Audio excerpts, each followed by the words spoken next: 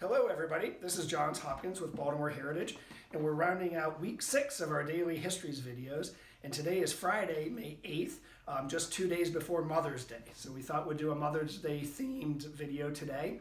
And I do want to say Happy Mother's Day to all of the mothers out there who have been tuning in, and especially to my mother-in-law in Indiana and to my wife Mary, who has kindly let me turn our living room here in Bolton Hill into a filming studio for the last 6 weeks.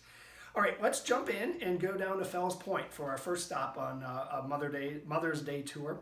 And I want to talk particularly about a woman named Lucretia Fisher, Lou to her friends. Lou Fisher was known by many as the mother of Baltimore's historic preservation movement.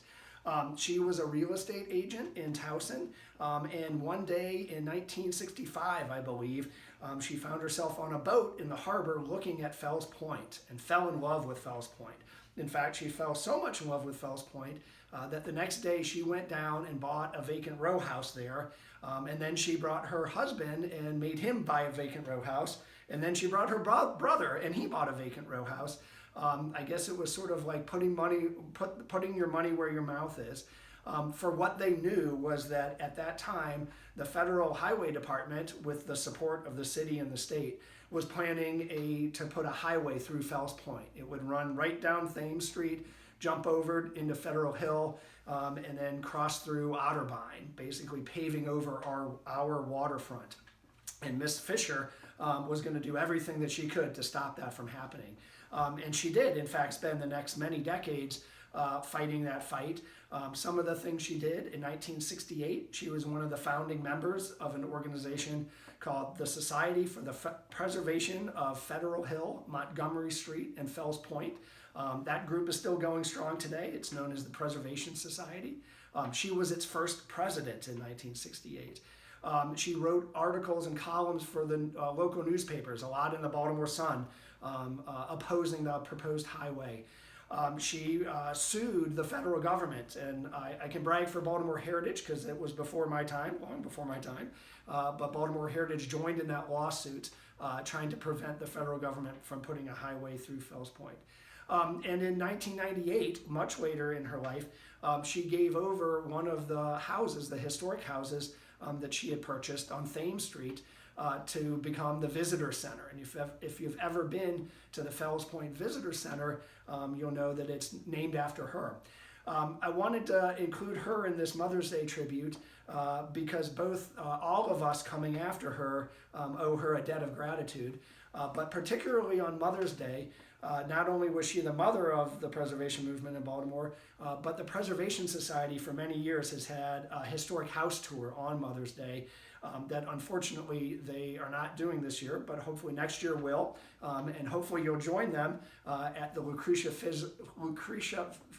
Fisher Visitor Center, easy for me to say, to get your tickets.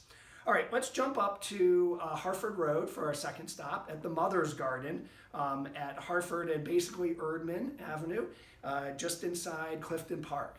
The Mother's Garden was created in 1926 by a president of the park board named William Norris.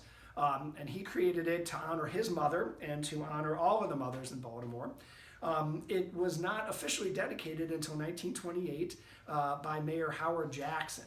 And he officiated over a crowd of 6,000 people who gathered to open up this new Mother's Garden.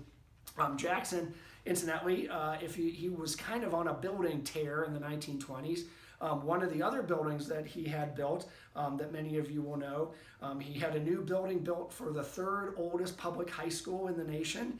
The building is now called the Castle on the Hill, and the school, of course, is Baltimore City College, where incidentally my film crew and daughter Leah is a freshman. But back to the Mother's Garden, it was quite a popular attraction for many years.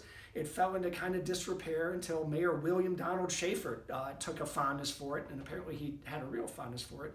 He had it restored in the 1980s, and today there's a nonprofit organization called the Friends of Mother's Garden, and we'll put their website up there, that rounds up volunteers and does a great job of taking care of it. So maybe when we're able to go out and about, take a look, go find some serenity in the Mother's Garden, and maybe even volunteer. But I want to end with a poem. One of the things that the Friends of the Mother's Garden does each year on Mother's Day is have a poetry contest. And I'd like to read a short poem. This is from 2 years ago, I believe, 3 years ago, 2017. The winner of the poetry contest in the under 12 category, young gentleman named Julian Trout. And I'm going to conclude with his poem. Swoosh, swash, swoosh, swash. That is the sound of the leaves, the tree's leaves blowing in the wind. Biz, buzz, that is the sound of bees' wings buzzing in the warm spring air. Tit, tat, that is the sound of the woodpecker tapping at the old ash tree. Crack, crunch, that is the sound of mother and son taking a stroll in the garden. Thanks so much. Happy Mother's Day.